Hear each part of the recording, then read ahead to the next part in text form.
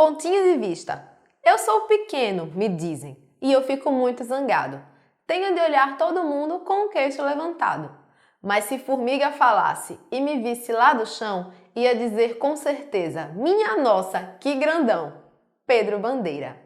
A nossa aula de hoje é: quem fala o que quer, escuta o que não quer. Discussão oral para o 6º ano do ensino fundamental. Meu nome é Raíssa Lima. Vamos começar agora. Então a gente vai voltar, na verdade, ao poema do Pedro Bandeira que a gente acabou de ouvir na minha recitação. Na verdade, ele vai aparecer para você na tela com algumas questões. Você já está acostumado, não é sua primeira aula de língua portuguesa. Então vamos reler. Pontinho de vista. Eu sou pequeno, me dizem, e eu fico muito zangado. Tenho de olhar todo mundo com o queixo levantado. Mas, se formiga falasse e me visse lá do chão, ia dizer com certeza: minha nossa, que grandão! Então agora a gente vai tentar responder algumas questões que estão aparecendo para vocês. Vocês têm 5 questões, certo? Eu vou ler junto com vocês e aí já pega o seu caderno para não perder muito tempo. Primeiro, no poema, a voz que fala é de alguém alto ou baixo? Segundo, na primeira estrofe do poema, a voz do poema se mostra zangada com a forma do olhar de outras pessoas. Por quê? Na segunda estrofe, a voz do poema traz uma outra visão sobre seu tamanho. Que outra visão é essa? Quarto, quantos pontos de vista aparecem no poema? Quinto, você sabe o que é um ponto de vista? Se você puder, dá uma pausa no vídeo. Se não, me acompanhe agora que as respostas vão aparecer na tela para você. Como vocês estão vendo as respostas que estão aí expostas, o primeiro, no poema, a voz que fala é de alguém alto ou baixo? É de alguém baixo, é de um menino. Ele diz: eu sou pequeno. Na segunda questão, na primeira estrofe do poema, a voz do poema se mostra zangada com a forma de olhar de outras pessoas. Por quê? Provavelmente porque o menino acha ruim ser pequeno e não gosta de ser chamado assim. Na terceira, na segunda estrofe, a voz do poema traz uma outra visão sobre seu tamanho. Que outra visão é essa? Ele traz a visão de uma formiguinha. Para a formiga, ele é enorme, quase um gigante. Quantos pontos de vista aparecem no poema? Você acertou se você disse 2. Aparece o ponto de vista do adulto e o da formiga.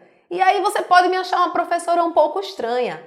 Professora, se eu sei contar quantos pontos de vista tem no poema, é óbvio que eu sei o que é um ponto de vista.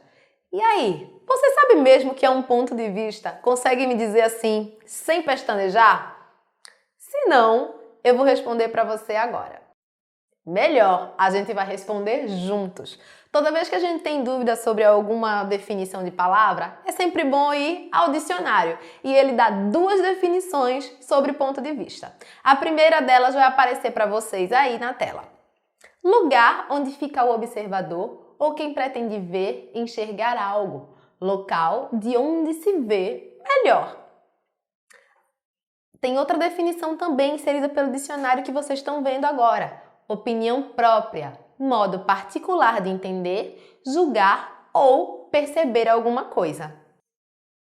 Observe bem que no poema de Pedro Bandeira, as 2 definições de ponto de vista são abordadas. Você tem o lugar onde fica o observador ou quem pretende ver e enxergar alguma coisa. Por exemplo, as pessoas altas enxergam o menino lá de cima, por isso ele é pequeno, mas a formiguinha que enxerga ele lá de baixo acha que ele é imenso. Mas, na verdade, você que respondeu que existem 2 pontos de vista no poema, é porque você conhecia essa primeira definição somente e não conhecia a segunda. Na verdade, existe um ponto de vista que se sobressai a todos, o ponto de vista do menino. Ele escreveu o poema um pouco assim, revoltado, mas para expor a opinião própria dele, o modo particular dele de entender. E na opinião dele, é errado dizer que ele é pequeno. Para outros seres que existem na Terra, e do jeito que o planeta é imenso, ele pode ser um gigante. Então quer dizer que por trás do que as pessoas falam, existe sempre um ponto de vista sendo defendido? Sim, na maioria das vezes. E é sobre isso que a gente vai falar um pouco mais agora. Será que você Sabe defender o seu próprio ponto de vista? Bom, primeiro a gente vai aprofundar um pouquinho sobre o nosso estudo. Eu criei um esquema para vocês entenderem melhor e ele vai aparecer para vocês agora. Na verdade, um ponto de vista também pode ser chamado de opinião, certo? E o que é a opinião? A opinião é aquilo que se forma a partir de todas as suas experiências pessoais, ou seja, o local onde você vive, o que você assiste, o que você lê, as experiências sociais que você tem formam o seu jeito de ver as coisas. Então, por exemplo, se você é uma pessoa muito alta, só vê as pessoas por cima, vai achar que todo mundo é baixinho. Se você já é uma criança e não consegue nem alcançar a pia ainda para lavar os pratos, vê a pia de pratos talvez como um grande mistério e que eu garanto que vai acabar quando você chegar lá e sua mãe mandar lavar eles. A sua opinião vai ser outra. Então, a opinião, ela vem acompanhada de outros recursos que se chamam os argumentos. E aí eu fiz um esquema que você vai achar bem parecido com o que você acabou de ver. Dá uma olhada. Na verdade, o lugar onde você vive, tudo que você assiste, tudo que você lê, as pessoas com quem você convive, as suas experiências sociais, são elas que vão te dar argumentos para sustentar o seu ponto de vista, a sua opinião. Então, por exemplo, se você acha que já lavou pratos demais em casa e que seu irmão que deveria participar disso daí, você vai usar de alguns argumentos. Por exemplo, você vai dizer, mas mãe, ontem quando você chegou, eu que tinha lavado os pratos. Usou um fato. Você está com um pouco de dúvida, achando um pouquinho complicado, não está entendendo muito bem? A gente vai descomplicar agora. Então se liga agora nas imagens que vão aparecer para você entender um pouquinho melhor. Você tem que imaginar agora que você é um detetive e que você suspeita que seu cachorro devorou o seu exercício de português, certo? Você tem que buscar pistas que te ajudem a provar a sua suspeita. Por exemplo, os restos de papel naquele cantinho preferido do seu cachorro, certo? Algum rastro que justifique isso daí. A sua opinião é a suspeita daquilo que você acha ser o que está acontecendo. E as suas pistas são os seus argumentos. Para convencer o seu professor do seu argumento que o cachorro de fato comeu o seu trabalho, é melhor você ter uma foto, senão ele vai achar que é só conversa. Algumas opiniões, elas têm que vir bem justificadas e bem argumentadas com fatos. Já outras, você pode usar da sua experiência pessoal para justificar e argumentar aquilo dali e convencer alguém a compartilhar o seu ponto de vista. Para convencer alguém a ter o mesmo ponto de vista que você, é essencial que você tenha bons argumentos.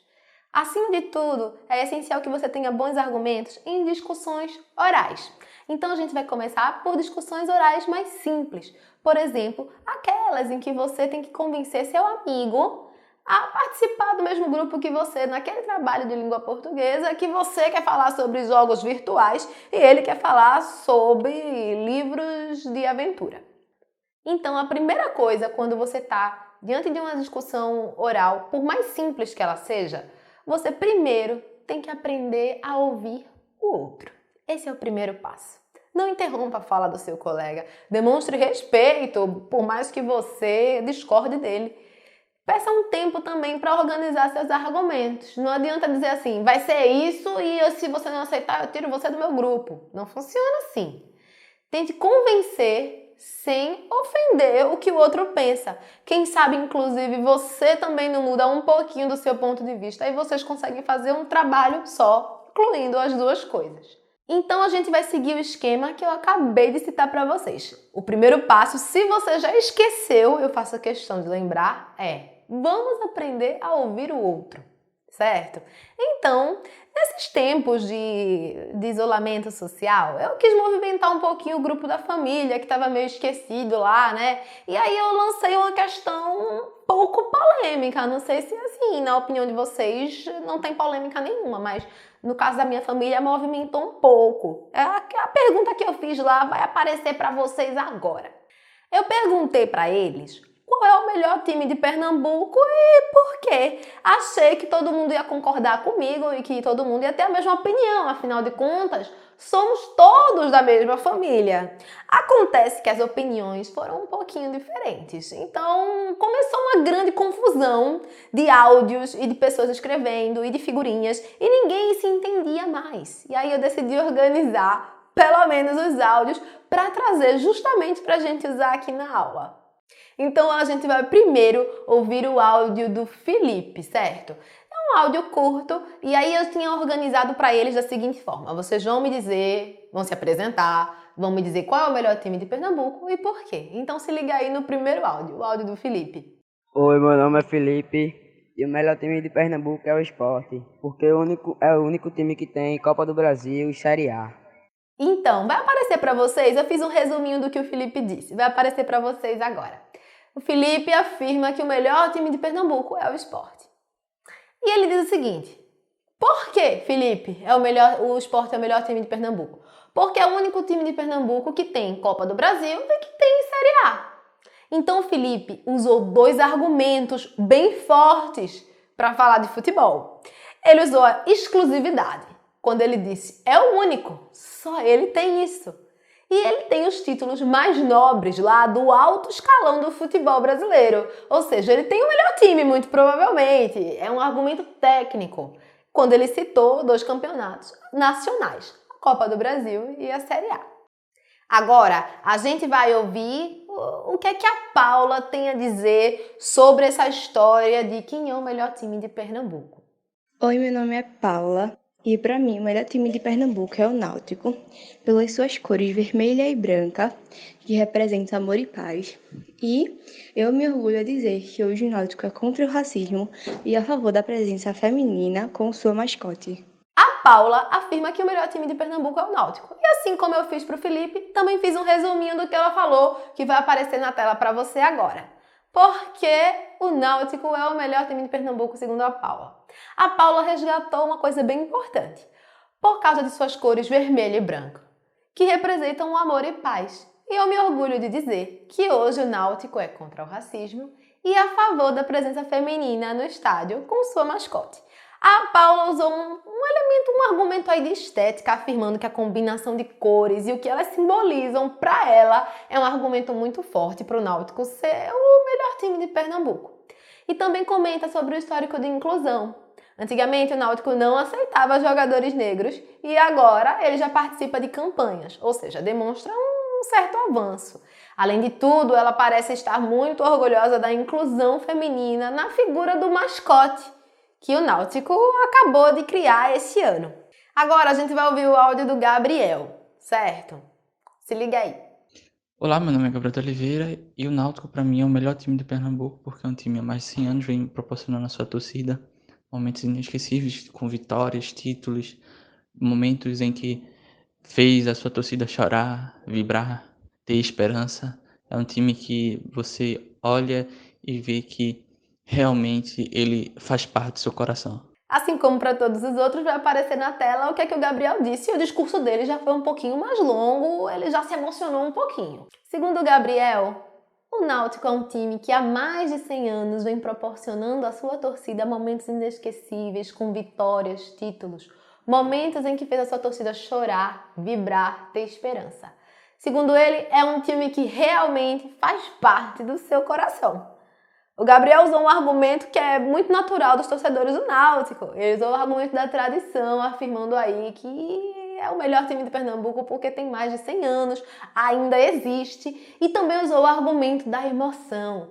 Vibrar, chorar, coração. Olha aí a escolha de palavras que o Gabriel usou para te convencer. E agora a gente vai para o nosso último áudio, o áudio da Maria. Vamos ouvir e ouvir quais foram os argumentos que ela usou para afirmar que o melhor time de Pernambuco é o que ela disse. O melhor time de Pernambuco é o Ibis, porque ele é conhecido mundialmente, além de ter jogado nele um dos maiores representantes do futebol pernambucano, Mauro Shampoo, e também porque com o Ibis nós podemos fazer muitos memes. Segundo a Maria, o Ibis é o melhor time de Pernambuco. E agora vai aparecer para você os argumentos que ela usou para justificar essa opinião, esse ponto de vista. Primeiro, só ele tem um título que é mundialmente conhecido. Nele jogou Mauro Shampoo, grande nome do futebol pernambucano. E porque com o Ibis nós podemos fazer vários memes. Ela usou 3 argumentos numa frase tão curtinha. Ela usou o argumento da história internacional que o Ibis tem, ou seja, ele é mundialmente conhecido. Usou um argumento técnico, foi onde Mauro Shampoo jogou, e também o argumento da popularidade. O Ibis, ele tá em todos os memes, quase todos os memes pernambucanos sobre futebol. Agora a gente vai fazer o seguinte, eu vou revelar para vocês quais foram os pontos de vista de partida de cada um. O ponto de vista de partida quer dizer o seguinte, todo mundo fala de um lugar. Lembra lá do comecinho, quando a gente viu o pontinho de vista? E eu disse para vocês que os adultos vêm do alto, por isso que a criança é pequena. A formiguinha que vê lá de baixo, vê de baixo, então ela acha que a criança é alta. Todo mundo tem uma opinião de partida, ou seja, a gente não chega e tem todo um argumento técnico para explicar para vocês, sobretudo quando a gente está falando de algo que é tão caro à emoção e ao coração como escolher o melhor time de Pernambuco. Então vai aparecer para vocês a verdade, nada mais do que a verdade. Se liga aí no que eu vou explicar. O Felipe, que foi o primeiro que a gente ouviu, ele é torcedor do Sport. Então, naturalmente, ele vai defender que o time dele tem o melhor time há anos, certo? Já a Paula é torcedora do Náutico. O que é interessante é notar que a Paula é mulher. E justamente ela usou o argumento de se sentir inserida no contexto do futebol com a criação da mascote. O Gabriel é torcedor ferrenho do Náutico, isso eu garanto para vocês. E aí ele partiu para aquilo que ele sente. Ele é do tipo de torcedor que chora, que grita. Ele partiu para a emoção. Se você prestar atenção um pouquinho no áudio de novo, a voz dele até dá uma bambeadazinha quando ele fala do time dele. Já a Maria, ela não é torcedora do Ibis. Ela partiu para a descontração e acabou prestando uma bela homenagem ao time, na verdade. A pergunta agora é, quem te convenceu melhor? Claro que você pode dizer, mas o Santa Cruz não está incluído, o Salgueiro não está aí, né? Então nenhum deles, vou ignorar tudo.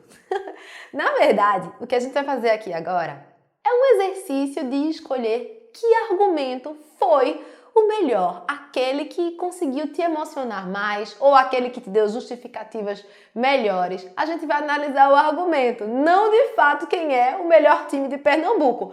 Eu tenho a minha opinião sobre quem é o melhor time, mas nesse caso dos argumentos, por exemplo, foi outra pessoa que me convenceu. Então, quem te convenceu melhor e por que te convenceu melhor sobre isso? É esse o grande exercício de argumentar e defender seu ponto de vista, sabendo respeitar o outro.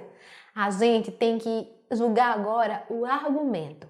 Quem argumentou melhor na sua opinião?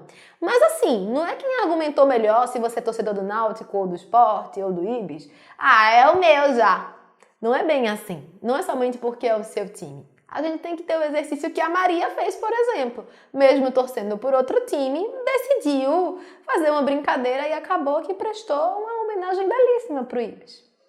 Vamos descobrir quem me convenceu melhor e por que me convenceu melhor? Se liga aí. Vai aparecer para vocês a minha resposta. Claro que você pode ter uma resposta diferente. Para mim, quem melhor soube usar de todos os recursos foi a Maria. A gente observa que nos argumentos dos outros participantes da nossa discussão, cada um escolheu usar uma característica do que o futebol é. Por exemplo, o Felipe usou a técnica ao citar os títulos do esporte. O Gabriel usou a emoção para falar que o Náutico faz vibrar, chorar, se desesperar, ter esperança. E a Paula, por exemplo, usou o argumento da inclusão social, o argumento da modernização do time. Mas a Maria, ela falou que o futebol do Ibis é técnico, por conta do Mauro Shampoo. falou que o Ibis é cheio de emoção e descontração, porque dá pra gente fazer muitos memes com isso. E além de tudo, é um time super popular, certo? Então, pra mim, de todos os argumentos, o dela foi quem falou de futebol da forma mais completa e ainda conseguiu ganhar adeptos pro ponto de vista dela. Nesse tipo de discussão oral, por exemplo, no grupo da família, quando eu decidi organizar a discussão que estava, eu dei um tempinho para todo mundo organizar os argumentos, por mais simples que eles fossem. Eu também aconselhei eles a tentar usar a entonação da voz para participar desse debate, para emocionar o outro, como foi o caso do Gabriel.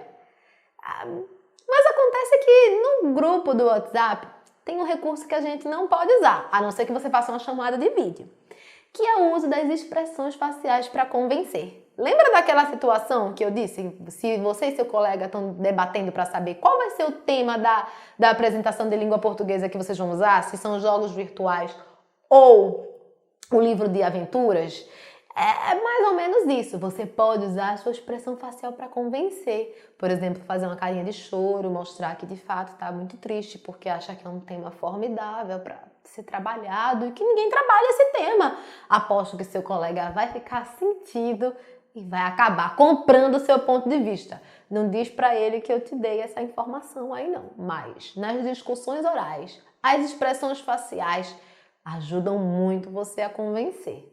Como a gente já falou bastante, a gente vai fazer um resumo do que já foi dito até aqui, certo? Então se liga aí no que vai aparecer para você. Todo mundo tem um ponto de vista sobre as coisas, que é formado pelas nossas experiências de mundo, o lugar onde vivemos, as pessoas com quem convivemos, as leituras que fazemos, os programas de televisão que assistimos, os jogos de videogame que jogamos, enfim, tudo isso serve para formar o nosso ponto de vista, a nossa opinião sobre as coisas. Para convencer alguém, você deve ter bons argumentos, argumentos históricos, fatos, exemplos pessoais, exemplos que emocionem. Em discussões orais, o primeiro passo é ouvir o outro. E nelas nós devemos conhecer nossos interlocutores para melhor escolher os nossos argumentos. Então, por exemplo, a Maria me conhece. Então, ela escolheu aquele argumento que ela sabia que eu ia eleger como o melhor. Ela sabia que eu ia dizer que futebol, antes de tudo, é lazer, é descontração. E que, de fato, ela conseguiu defender melhor ali o time do coração. É importante que a gente empregue nas discussões orais a nossa voz, gestos e expressões faciais para tentar convencer o outro. Para alguns tipos de discussão oral, nós devemos nos preparar e preparar bem nossos argumentos com afinco. Ao contrário do texto escrito, uma discussão oral, um debate, ele demanda que você saiba exatamente o que dizer na hora certa. Porque o texto escrito, ele está lá e ele não pode ser mudado. Então você pode, na verdade, antes de publicar um texto escrito, reler e reescrever. E aí ele vai ficar bem claro. Mas para um texto oral, aquele que a gente faz na hora, assim, com o pessoal, o debate da sala de aula, o debate entre amigos, a gente tem que saber o que dizer para nem magoar, nem ofender e ainda assim conseguir convencer. A minha pergunta agora para você é: o grupo do WhatsApp foi fácil? Eu trouxe os áudios para vocês. Claro que eu não trouxe a verdadeira confusão que aconteceu no grupo da família, certo? E aí minha mãe depois, claro, reclamou comigo porque disse que isso não é uma pergunta neutra, não é uma pergunta muito polêmica. Eu queria perguntar para você se você conhece outro tipo de discussão oral mais elaborada. Às vezes, a gente só conhece o debate mesmo que o professor faz em sala de aula, aquele que, de repente, dois colegas que antes eram super amigos discordam sobre alguma coisa e aí começam, levantam a voz e acontece a maior confusão. É justamente sobre isso que a gente vai falar um pouquinho agora. Eu trouxe para vocês um tipo de discussão oral que é super organizada e que preza pelo respeito à opinião e ao ponto de vista do outro. Você sabe o que é uma assembleia escolar? Nunca ouviu falar? Já ouviu falar? Se você já ouviu falar, é bom porque já vai entender, já vai me ajudar aqui. Se não, se liga aí no que vai aparecer para você agora. Então, aí na imagem que vocês estão vendo, temos um exemplo de escola que foi premiada, certo? Pelo fato de ser exemplar na realização de assembleias escolares. Então, você tem aí no primeiro balão, no balão maior, no caso. No bilhete está escrito: eu critico quem fala bem feito aos colegas. Essa reclamação faz sentido? Vocês se sentiriam à vontade ouvindo essa provocação? Se for uma resposta a outro bem feito, eu acho justo. Mas desse jeito, a briga não vai ter fim. E que regra vocês sugerem? Não responder bem feito ao amigo. A partir desses trechinhos, a gente vai começar a analisar o formato, o que é uma assembleia escolar, certo? Então, olha aí, eu fiz algumas perguntas para vocês sobre aquela primeira imagem que a gente viu, certo? Se você puder, dá uma pausa no vídeo e tentar responder as questões sozinho. Se não, a gente vai ler juntos e eu já vou passar para as respostas. De que forma e onde os alunos e professora estão sentados na sala de aula? A professora tem um caderno e alguns bilhetes que ela leu nas mãos. Quem você acha que escreveu esses bilhetes? Os bilhetes falam de que tipo de situação? Logo após a professora, quem toma a palavra para falar? Agora a gente vai partir para a segunda imagem, ainda as questões, certo? Então se liga aí que as questões vão aparecer para vocês. Na segunda imagem, vemos que uma aluna tem um ponto de vista diferente do da primeira aluna que participou. Houve algum tipo de xingamento entre elas? A professora, após ouvir as opiniões diferentes das duas alunas, faz que pergunta aos outros alunos? Na terceira imagem, vemos que os três alunos têm uma opinião semelhante. De que forma eles pedem para falar na assembleia?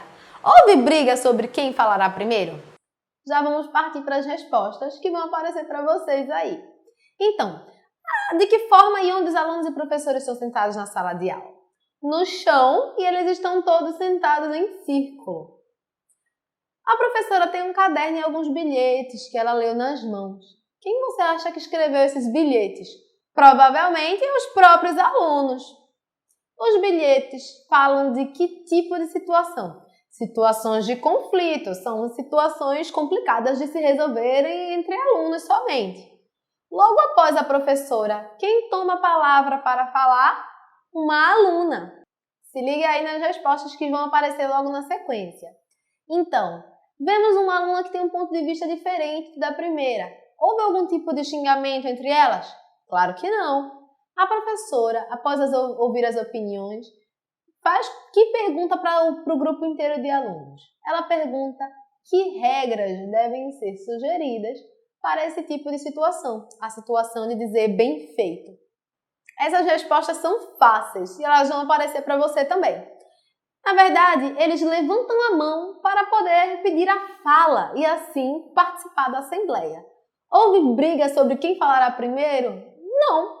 A partir do momento que um falou, o outro pode falar também, dizendo que concorda e trazer outro argumento que vai tornar mais forte aquela opinião. Então agora a gente vai resumir um pouquinho o que é e para que serve uma assembleia escolar. Vai aparecer para vocês aí também e me acompanha na leitura.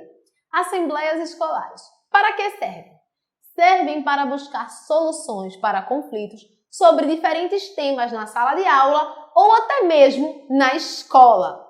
É importante ressaltar que a Assembleia não serve somente para resolver conflitos, para encontrar soluções para conflitos, mas também é um espaço de diálogo entre todos os alunos. Elogios podem ser feitos, sugestões sobre a rotina da sala de aula também podem ser feitas, sugestões para o próprio professor podem ser feitas. É importante que todos estejam dispostos a ouvir e a mudar a partir das sugestões que são escolhidas na Assembleia. Como a gente organiza uma Assembleia escolar? De forma muito simples.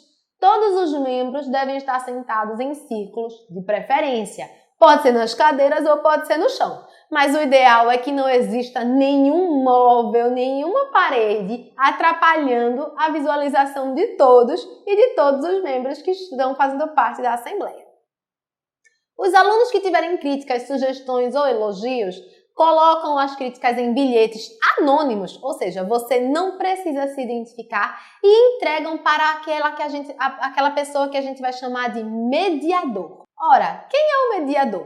Que, em geral, assume o papel de mediador. Se liga aí que vai aparecer para você na tela também. Olha, o mediador pode ser o professor ou um aluno, mas, em geral, o professor é que assume esse papel porque ele é visto como uma pessoa neutra e justa. Ou seja, que vai saber organizar o momento de fala de todos, que vai saber guiar a discussão da Assembleia Escolar.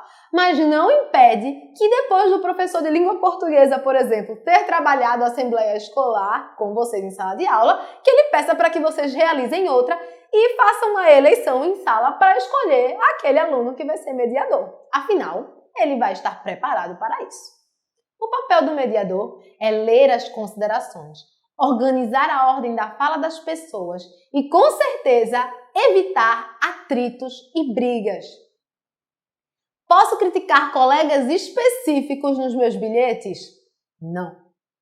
Posso ofender, gritar, alterar o tom de voz? Não. O respeito mútuo deve existir sempre. Mas agora que você me falou isso, Raíssa, eu estou indignadíssima. Agora que eu descobri que existe Assembleia Escolar, que eu posso argumentar com meus colegas, aprendi a defender meu ponto de vista, eu não posso estar na escola com eles. Mas você vai ver agora que isso não é problema nenhum. Você está certo na sua indignação. De fato, chegamos um pouco atrasados, não tem como fazer Assembleia Escolar nesse momento. Mas eu tenho duas sugestões para vocês. A primeira é: tente se preparar para quando você voltar para a escola, voltar já com essa sugestão na ponta da língua. O ideal é que você tente fazer debates simples com seus colegas, através de uma videochamada, se você puder, ou até mesmo através de uma ligação normal. As redes sociais são nossos colegas nesse momento de isolamento social. Mas tem outra ideia também que vai mudar a sua rotina em casa. Você pode promover uma assembleia em casa. É claro que não vai ser uma assembleia escolar, mas eu aposto que com tanta gente junto, passando tanto tempo na presença um do outro, deve ter alguma coisinha que todo mundo gostaria de externar e dizer para a família inteira. Nada melhor do que resolver isso daí com diálogo. Eu aposto que você deve estar morrendo de vontade de dizer para sua mãe que o seu irmão não ajuda você em casa, não arruma o quarto, você está aí sozinha, tendo que fazer tudo. Então, o ideal é que você explique as regras da Assembleia para a família e diga que é uma atividade de treino para a língua portuguesa. Aposto que sua mãe, seu pai, sua avó, todo mundo vai topar na hora, porque afinal de contas, você está estudando. Então, o ideal é que você, que conhece a estrutura da Assembleia, seja o mediador e que depois as novas soluções encontradas para casa sejam escritas e, quem sabe, colocadas aí numa parede especial que todo mundo possa ver. Até a próxima aula, pessoal!